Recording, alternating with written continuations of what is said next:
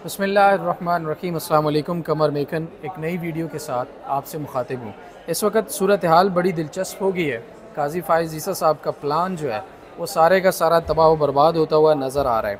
आज 63A की तशरीह के मामले पर जो फ़ैसला पहले आया था, जस्टिस मुनीब अख्तर उसके ऑथर थे, उसके ऊपर चीफ जस्टिस काजी फ़ाइज़ ईसा ने उस मुतनाज़ा कमेटी में जिसके ऊपर अभी तक सवालात उठते हैं, जो अभी तक अदालत के अंदर ऑर्डीनेंस आने के बाद तब्दीली जो है तमाम तर वो चैलेंज है, उस कमेटी के तहत बनाए गए बेंच के ऊपर सीनियर तरीन जज जस्टिस मंसूर अली शाह के बाद आज जस्टिस मुनीब अख्तर ने भी एतराज़ात उठा दिए हैं। आज जस्टिस मुनीब अख्तर उस बेंच के अंदर शामिल नहीं हुए। 11:30 बजे समाअत शुरू होना थी, लेकिन तकरीबन 12 बजने के बाद भी समाअत शुरू हो ना सकी। लेकिन तकरीबन 12 बजे के आसपास समाअत जो है वो शुरू हुई और चीफ जस्टिस काजी फ़ाइज़ की सरबराही में 4 रुकनी बेंच ने समाअत शुरू की। यानी कि शुरू होते साथ ही जस्टिस मुनीब अख्तर की तरफ से भेजा गया ख़त पढ़कर सुनाया गया और उस दौरान जस्टिस मुनीब अख्तर की कुर्सी खाली थी। पहले ये जो है वो उम्मीद ज़ाहिर की जा रही थी कि जस्टिस मुनीब अख्तर आएंगे, क्योंकि 5 कुर्सियाँ लगाई गई थी। लेकिन justice Munib Akhtar supreme court से इतलात के मुताबिक चले गए और वो वहाँ पर मौजूद नहीं थे, जबकि चीफ जस्टिस काजी फ़ाइज़ की सरबराही में बाकी 4 रुकनी बेंच ने समाअत शुरू की और आते साथ ही जस्टिस मुनीब अख्तर का हवाला देते हुए उनका ख़त जो है वो चीफ जस्टिस ने पढ़कर सुनाया। ख़त में जस्टिस मुनीब अख्तर ने क्या लिखा वो आपके सामने रखता हूँ। सबसे पहले चीफ जस्टिस काजी फ़ाइज़ ने जब ख़त पढ़ना शुरू किया तो उन्होंने कहा कि जस्टिस मुनीब अख्तर की तरफ से भेजा गया ख़त जो है वो कुछ यूँ है कि प्रैक्टिस एंड प्रोसीजर कमेटी ने बेंच तश्कील दिया है।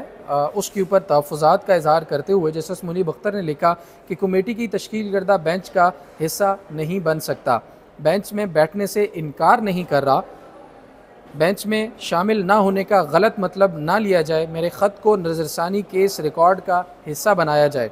जिस पर चीफ जस्टिस काजी फ़ाइज़ ईसा ने उस ख़त को रिकॉर्ड का हिस्सा बनाने से इनकार करते हुए कहा कि किसी भी इस तरह के ख़त को अदालती रिकॉर्ड का हिस्सा नहीं बनाया जा सकता। अगर किसी जज को रिक्यूज़ल करना है या बेंच में बैठने से इनकार करना है तो उसको अदालत के अंदर आकर बेंच में बैठने से इनकार करना चाहिए।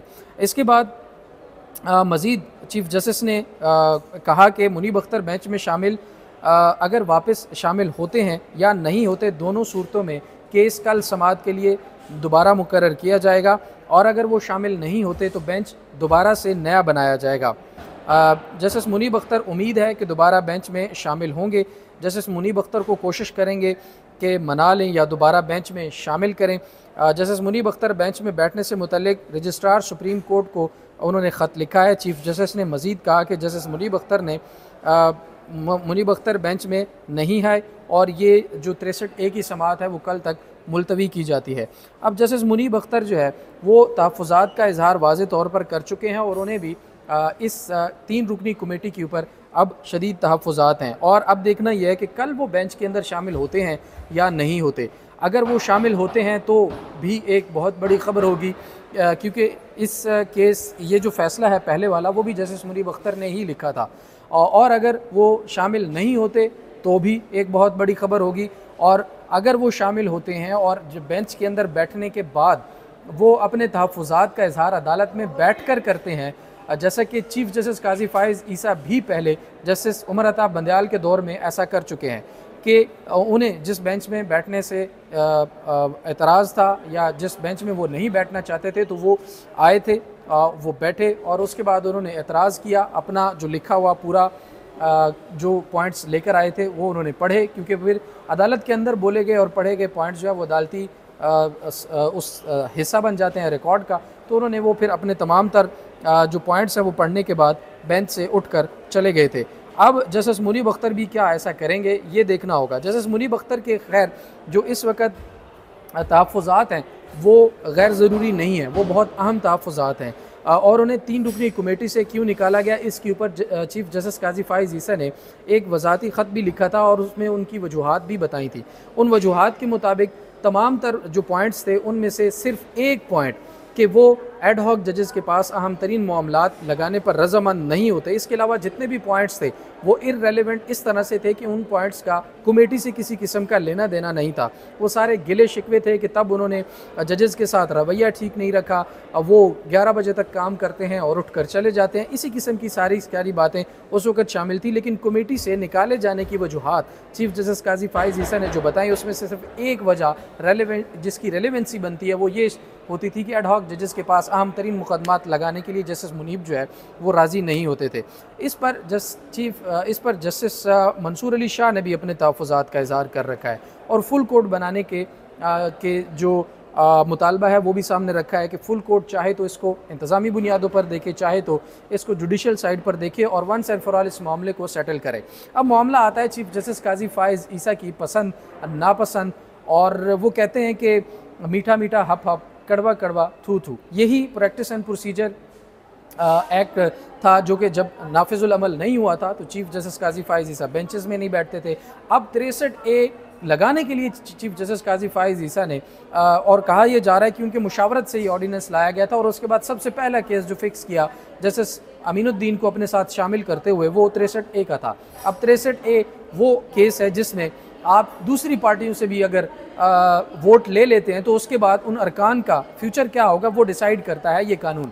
यानी कि अगर कोई भी अपनी पार्टी की हिदायत के ख़िलाफ़ वोट देता है किसी दूसरी जमात को तो फिर उसके ऊपर डिफेक्शन क्लॉज भी लगती है और फ्लोर क्रॉसिंग जो है वो उससे भी ये कानून रोकता है। और ये कानून रोकता है कि आप अपना वोट किसी दूसरी पार्टी को ना दे, अगर देंगे तो आप नाअहल भी हो जाएंगे और आपका वोट जो है वो काउंट भी नहीं होगा। अब इस फैसले में इस वक्त पर तरमीम करना या इस फैसले पर इस वक्त में समाअत करना वाज़े तौर पर यही इशारे देता है कि चीफ जस्टिस काजी फाइज़ ईसा हुकूमत को वो मतलूबा तादाद मुहैया करना चाहते हैं जिसके बाद हुकूमत आइनी तरमीम कर सके। और अगर हुकूमत आइनी तरमीम करती है तो किस तरह की ख़तरनाक तरीन आइनी तरमीम हुकूमत करना चाहती है ये सोच कर ही वो जो पिछली दफ़ा कुछ चीज़ें लीक हुई थी अगर उनका मुवाजना किया जाए तो बुनियादी इंसानी हकूक़ तक ख़त्म करने के जो शिकें थी वो उसके अंदर शामिल थी।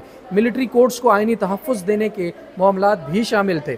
मिलिट्री कोर्ट्स के अंदर सिविलियन के ट्रायल का जो आइनी तहफ़्फ़ुज़ फराहम करना वो भी शामिल था।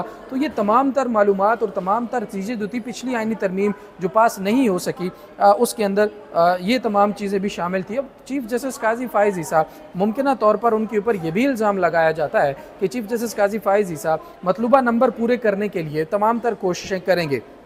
और हम तो शुरू दिन से यही कह रहे हैं कि चीफ जस्टिस काजी फाइज़ ईसा धांधली की शुरुआत से लेकर तहफ़्फ़ुज़ तक की अपनी पूरी ड्यूटी जो है वो ज़रूर सर अंजाम देंगे और वो कोशिश करेंगे कि जब तक वो बैठे हैं इस मनसब के ऊपर वो इस सिस्टम को मुकम्मल तौर पर तहफ़्फ़ुज़ फराहम करें।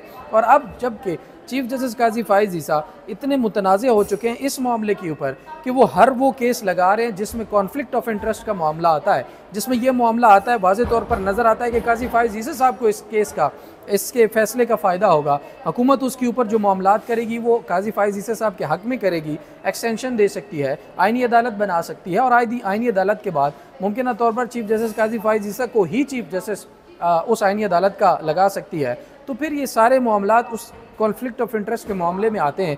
तो जो तनकीद हो रही है वो बिला वजह नहीं हो रही है। चीफ जस्टिस काजी फाइज़ ईसा साहब का जो कंडक्ट है पिछले कुछ अरसे से, वो कुछ अरसे से नहीं बल्कि जब से वो चीफ जस्टिस बने हैं वो इस सिस्टम के साथ खड़े हुए नज़र आते हैं।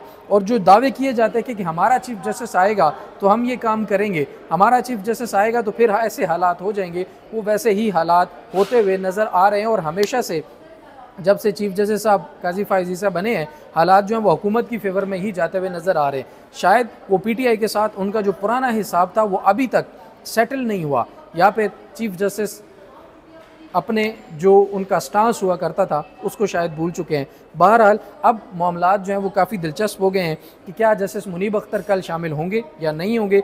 अगर वो शामिल होते हैं तो भी बड़ा अहम जो है वो नोट या बड़े अहम ऑब्जर्वेशन उनकी तरफ से कोर्ट के अंदर आ सकते हैं। मुझे ये लग रहा है कि वो ऐसा कर सकते हैं कि वो शामिल हों बेंच के अंदर और अपने पॉइंट्स जो हैं वो वहाँ पर इतराज़ात तहफ़्फ़ुज़ात वो सारे के सारे बैठ कर पढ़ कर सुनाएँ और फिर ये मुतालबा भी करें कि इस समाअत को लाइव चलाया जाए। और अगर लाइव समाअत चलती है तो फिर जस्टिस मुनीब अख्तर वाज़े तौर पर तमाम तर चीज़ें जो हैं वो पूरी कौम के सामने ज़ाहिर है सारा मामला जा रहा होगा, तो कोर्ट के अंदर वो कोर्ट का हिस्सा भी बनेगी, कोर्ट की रिकॉर्ड का हिस्सा भी बनेगी, तो वो सामने रख सकते हैं और फिर ऐसी खौफनाक बातें सामने आ सकती हैं कि चीफ़ जस्टिस काजी फ़ाइज़ ईसा को फिर उनके जवाब देना शायद बहुत ज़्यादा मुश्किल हो जाए।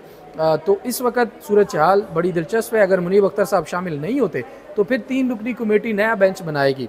अब 3 रुकनी कमेटी के ऊपर ख़ुद इस वक्त सवालात हैं। मामला अदालतों के अंदर चैलेंज है, सुप्रीम कोर्ट के अंदर 3 दरख्वास्तें आ चुकी हैं। जो ऑर्डीनेंस तरमीमी ऑर्डीनेंस आया था प्रैक्टिस एंड प्रोसीजर कमेटी के मामले के मुतालिक, उसके ऊपर अभी तक समाअत के लिए केस मुकर्रर नहीं हुआ, उस पर कोई समाअत हुई नहीं है। तो वो 3 रुकनी कमेटी जो पहले से ही मुतनाज़ा है, जिसमें सीनियर तरीन जज मंसूर अली शाह साहब को एतराज़ है और काजी फ़ाइज़ ईसा साहब ने अपनी मर्ज़ी का दस्तखती जज साथ बिठाकर जो फ़ैसले किए हैं उन पर भी उनके तहफ़्फ़ुज़ात हैं। तो सवाल ये पैदा होता है कि जिसमें चीफ़ जस्टिस काजी फ़ाइज़ ईसा साहब हों, उसके साथ साथ जस्टिस अमीनुद्दीन हों, साथ कमेटी के ही रुकन जस्टिस मंसूर अली शाह उस कमेटी में शामिल ही ना हो, तो उस कमेटी की आइनी और क़ानूनी हैसियत क्या रह जाती है। फ़ैसला लेना तो बात की बात है, लेकिन पहले कमेटी जो है वो पूरी तो होनी चाहिए। कमेटी के अंदर लोग बैठे हुए मुकम्मल एक जगह बैठकर इजलास तो करें, उसके बाद फैसला होगा कि कौन किस तरफ है और कौन किस तरफ है। अगर कमेटी में बैठने वाले जज जैसे मंसूर अली शाह के ही तहफ़्फ़ुज़ात हैं, तो उन तहफ़्फ़ुज़ात को दूर किए बिना इस कमेटी के जो फ़ैसले हैं उनकी हैसियत क्या होगी, ये भी बहुत बड़े सवालात जो हैं इस वक्त उठते हैं। और काजी फ़ाइज़ ईसा साहब कमेटी के अंदर अमीनुद्दीन साहब को शामिल करने के बाद ज़ाहिर है कि अपनी जो बादशाहत है उसको कायम रखे हुए हैं।